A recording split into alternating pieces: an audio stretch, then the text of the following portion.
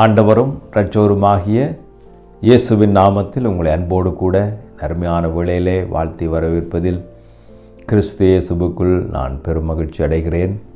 இந்த நாளிலே நாம் யோவானுக்கு எழுதின சுவிசேஷம் 11ஆம் அதிகாரம் 40வது வசனத்தில் பகிர்ந்து கொள்ளும்படிக்கு விரும்புகிறேன். இந்த வார்த்தைகளை கொண்டு தேவன் உங்களை ஆசீர்வதிப்பாராக.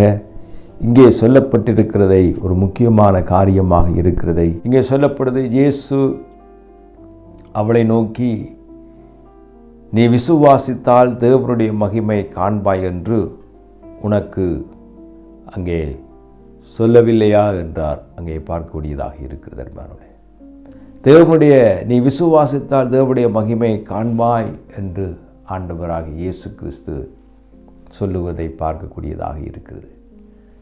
இந்த சம்பவத்தை குறித்து வேதத்தில் எழுதப்பட்டிருக்கிற ஒரு முக்கியமான ஒரு காரியமாக இருக்கிறது. பிரியமானவர்களே, இங்கே மார்த்தாள் மரியாள் இரண்டு சகோதரிமார் அங்கே பார்க்கலாம். அவருக்கு ஒரு சகோதரன் இருந்தால் அவர் பேருதான் லாசரு என்று பார்க்கக்கூடியதாக இருக்கிறது. அங்கே பெத்தானியா என்கிறதான ஒரு கிராமத்திலே இயேசுனுடைய நண்பர்களாக இயேசுவை இவர்கள் பராமரிக்கிறவர்களாக பெத்தானியாவுக்கு வருகின்ற பொழுதெல்லாம் இயேசு அங்கே இந்த லாசருடைய வீட்டிலே தங்கி இருக்கிறதை வேதாகமம் நமக்கு வெளிப்படுத்தி காண்பிக்கிறது. இன்னும் சொன்னப்போனால் அவர்களை அதிகமாக நேசித்தவராக இருந்தார். அவர்களும் இயேசுவை அதிகமாக நேசிக்கிறவர்களாக இருந்தார்கள் என்று வேதத்திலே பார்க்கக்கூடியதாக இருக்கிறது.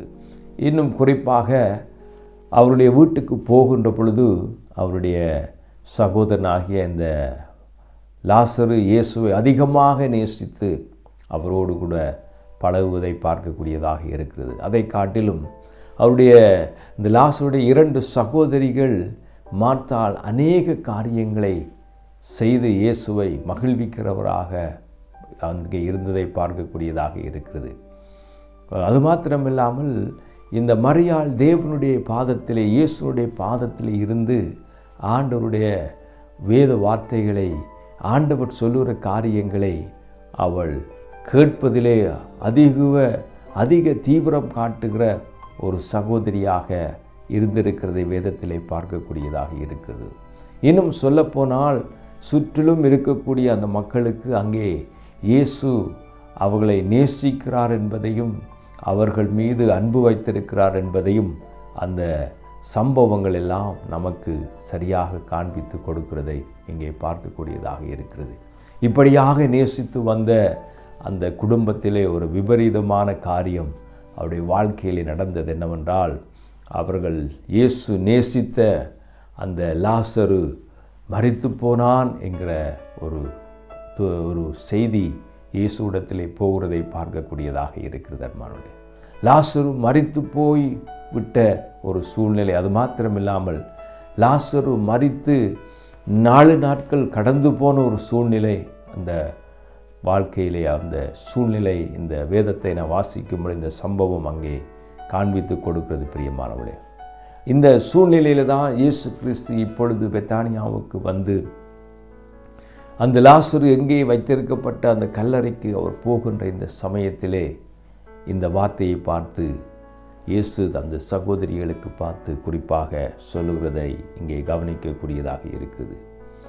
அந்த அவர்களை பார்த்து சொன்ன ஒரு வார்த்தை தான், இயேசு அவளை நோக்கி, நீ விசுவாசித்தால் தேவனுடைய மகிமை காண்பாய் என்று உனக்கு சொல்லவில்லையா என்று அங்கே பார்க்கக்கூடியதாக இருக்குது. தேவனுடைய மகிமையை காண்பதற்கு ஒரு சில வினாடிகள் எல்லாவிட்ட ஒரு சில மனத்தியானங்கள், தேவன் எப்படிப்பட்டவர், தேவன் எப்படிப்பட்ட காரியங்களை செய்பவர் என்பதை 4 நாட்கள் மரித்து கிடக்கிற அந்த சகோதரனை உயிர்ப்பிக்க போகிற இயேசு கிறிஸ்து சொன்ன இந்த வார்த்தை, நீ விசுவாசித்தால் தேவனுடைய மகிமை காண்பாய் என்று அவர் சொல்லக்கூடியதாக இருக்கிறது.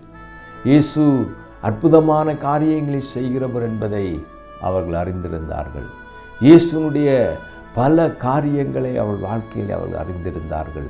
இயேசு அவருடைய வீட்டிலே தங்கி இருக்கும் பொழுது அவர்களோடு அதிகமாக உரையாடுவதும் பேசுவதும் உறவு வைத்திருப்பதையும் அவர்கள் நன்றாக விரும்பியிருந்தார்கள், அனுபவித்து கொண்டிருந்தார்கள். ஆனால் இப்பொழுது அவருடைய வீட்டிலே ஒரு மரணம், தான் நேசித்த அந்த லாசரு மரித்து போய்விட்டார். அவரை பார்ப்பதற்காக அந்த கல்லறைக்கு போய்கொண்டிருக்கிற இந்த சூழ்நிலை, இவளுடைய நிலைமைகள் மாறி இருக்கிற அந்த காலகட்டத்தில் தான் இயேசு கிறிஸ்து அவர்களுக்கு பார்த்து சொன்ன காரியம், நீ விசுவாசித்தால் தேவனுடைய மகிமையை காண்பாய் என்று அங்கே சொல்லப்பட்டிருக்கிறது. பிரியமானவளே, ஆம் பிரியமானவளே, நம்முடைய ஒவ்வொருடைய வாழ்க்கையிலும் இப்படிப்பட்ட சம்பவங்கள் நம்முடைய வாழ்க்கையிலே நடந்திருக்கக்கூடும். அங்கே மரணத்துக்கு தருவாயாக இல்லாவிட்டால் மரித்து போன சூழ்நிலையிலே எங்கள் வாழ்க்கை எல்லாமே முடிந்த ஒரு நிலையாக இருக்கலாம். அங்கே அவருடைய லாசரு மரித்து 4 நாட்களாக கல்லறையிலே அடக்கம் பண்ணப்பட்ட ஒரு நாளாக அது அங்கே இருந்தது. அருமையானவர்களே, எல்லாம் முடிந்துவிட்ட ஒரு சூழ்நிலை அங்கே காணப்பட்டது. ஆனாலும் அந்த சூழ்நிலையிலும் இயேசு அவர்களுக்கு பார்த்து சொன்ன ஒரு அருமையான வார்த்தை என்னவென்றால், நீ விசுவாசித்தால் தேவனுடைய மகிமையை காண்பாய் என்று அங்கே வேதத்தில் எழுதப்பட்டிருக்கிறது. பிரியமானவர்களே, நம்முடைய ஒவ்வொருடைய வாழ்க்கையிலும் எல்லாம் முடிந்த சூழ்நிலை இருக்கலாம், எல்லாம் அற்றுப்போனதாக இருக்கலாம், இனி எதுவும் பயனற்ற நிலையாக இருக்கலாம், காலம் கடந்து போயிருக்கலாம். இதுவன் லாசரு மரித்து 4 நாட்களாக காலம் கடந்து போய்விட்டது, சூழ்நிலை மாற்றப்பட்ட நிலையாக இருக்கிறது, எதையுமே யாரும் செய்ய முடியாதுங்கிற ஒரு நிலையிலே இயேசு கிறிஸ்து அவர்களை பார்த்து சொன்ன காரியம், நீ விசுவாசித்தால் தேவனுடைய மகிமையை காண்பாய் என்று ஆண்டவர் அன்றைக்கு சொன்னதை இந்த வேதத்திலே பார்க்கக்கூடியதாக இருக்கிறது. இதை முழுவதும் நீங்கள் வாசிக்கிற பொழுது இயேசு லாசருவை உயிரோடு கூட எழுப்பினார் என்பதை வேதத்திலே பார்க்கக்கூடியதாக இருக்கிறது. அங்கே இருக்கிற மக்கள், இருக்கக்கூடிய ஜனங்கள், அவருடைய வீட்டார், அவருடைய 2 சகோதரர்கள் மார்த்தாலும் மரியாளும், அவருடைய குடும்பம் அனைத்தும், அந்த தேசம் முழுவதும், அந்த பட்டணம் முழுவதும் ஒரு ஆச்சரிய கண் கொண்டு பார்க்கக்கூடியதாக இருந்தது. அவருடைய சீசர்கள் நடத்தி வந்த இயேசு நடத்தி வந்த அவருடைய சீசர்கள் எல்லாருடைய கண்களுக்கு முன்பதாக தேவனுடைய மகிமை அவ்விதமாக வெளிப்பட்டதை அவர்கள் காணக்கூடியதாக இருக்கிறது. ஆகவே அதை பார்ப்பதற்கு முன்பதாக, அதை அனுபவிக்கிறதுக்கு முன்பதாக, அது எப்படிப்பட்டதாக நடக்கப் போகிறது என்பதை அவர்கள் அறியாதவர்களாக இருந்த பொழுதும் இயேசு கிறிஸ்து சொன்ன ஒரே ஒரு வார்த்தை, நீ விசுவாசித்தால் தேவனுடைய மகிமையை காண்பாய் என்று ஆண்டவர் அன்றைக்கு சொன்னார். பிரியமானவளே, என்னை கேட்டுக்கொண்டிருக்க அருமையான சகோதரி சகோதரியே, நம்முடைய விசுவாசம், நாம் தேவனை விசுவாசிக்கிறது, விசுவாசம் எங்கள் வாழ்க்கையை மாற்றி போடக்கூடியதாக இருக்கிறது, எங்களுடைய நிலையை மாற்றி போடக்கூடியதாக இருக்கிறது. இயலாமையை கர்த்தர் மாற்றி போடக்கூடியவராக இருக்கிறார். 4 நாள் சென்று யாருமே கல்லறையில் வைக்கப்பட்டிருந்தது, எல்லாம் முடிந்துவிட்ட சூழ்நிலை நம்முடைய காரியத்தில் இருந்தாலும் நாம் தேவனை விசுவாசித்தால் அந்த மகிமையை நாம் பார்க்க முடியும். மறுபடியும் அற்புதமான காரியங்களை பார்க்க முடியும். மரித்து போன காரியங்களை கர்த்தர் உயிர்ப்பிக்க வல்லமையுள்ளவராக இருக்கிறார். 4 நாள் சென்றதாக இருந்தாலும் அதை உயிரோடு கொண்டு வருவதற்கு தேவன் வல்லமையுள்ளவராக இருக்கிறார். மூடப்பட்ட கல்லறையாக இருந்தாலும் அதை புரட்டி போட்டு அங்கே மரித்து கிடக்கிற லாசருவை தேவன் உயிரோடு கூட கொண்டு வர வல்லமையுள்ள தேவனாக இருக்கிறார். அருமையானவளே, நம்முடைய ஒவ்வொருடைய வாழ்க்கையிலும், ஒருவேளை உங்கள் வாழ்க்கையிலும், நம்முடைய ஒவ்வொருடைய வாழ்க்கையிலும் மரித்து போகிற சூழ்நிலைகள், முடியாத காரியங்கள், இயலாத காரியங்கள், எல்லாம் அற்றுப்போன நிலைமைகள், இனி முடியாது என்கிற சூழ்நிலைகளிலே நாம் தேவனை விசுவாசிப்போமானால் தேவனுடைய மகிமையை நாம் காணத்தக்கதாக தேவன் நம்முடைய வாழ்க்கையை மாற்றுவார். விசுவாசம் பெரிதாக இருக்கிறது, விசுவாசம் அற்புதமாக இருக்கிறது. விசுவாசத்துக்கு நேரம் கிடையாது, காலம் கிடையாது, சமயம் கிடையாது. தேவனுடைய நம்பிக்கை மீது, தேவனுடைய வார்த்தை மீது, தேவன் சொன்னதின் மேல் நாம் விசுவாசம் வைக்கும் பொழுது அந்த விசுவாசம் எங்களுடைய ஒவ்வொருடைய வாழ்க்கையிலும் மகிமையாக அது விளங்கு என்பதை பார்க்கக்கூடியதாக இருக்கிறது. நாம் விசுவாசித்தால், இந்த செய்தியை கேட்டுக்கொண்டு அருமையான சகோதரி சகோதரி, நீங்கள் விசுவாசித்தால் தேவனுடைய மகிமையை காண்பீர்கள் என்று ஆண்டவருடைய வார்த்தை சொல்கிற இந்த வார்த்தையை நாம் கேட்கும் பொழுது எங்களுடைய உள்ளத்திலே மரித்து போய் கிடக்கிற காரியங்கள், இயலாமை என்கிற காரியம், மூடப்பட்ட சூழ்நிலையாக இருக்கலாம், காலம் கடந்த காலமாக இருக்கலாம், காலம் கடந்து போயிட்டு என்று சொன்ன நேரங்களாக, வேளைகளாக நமக்கு முன்பதாக இருக்கலாம். நீங்களும் தேவனை விசுவாசிக்கும் பொழுது நிச்சயமாக தேவனுடைய மகிமையை காண முடியும். பிரியமானவர்கள், எப்பேற்பட்ட சூழ்நிலையாக இருந்தாலும் எதுவாக இருந்தாலும் நம்முடைய விசுவாசம் பெரிய காரியத்தை செய்யும் என்பதை நாம் மறந்து போகக்கூடாது. தேவன் மேல் வைக்கிற இந்த விசுவாசத்தினாலே பெரிய காரியங்களை செய்ய முடியும். பெரிய காரியங்களை நாம் எதிர்பார்க்க முடியும். பெரிய காரியங்களை ஆண்டவரிடத்திலிருந்து பெற்றுக்கொள்ள முடியும்.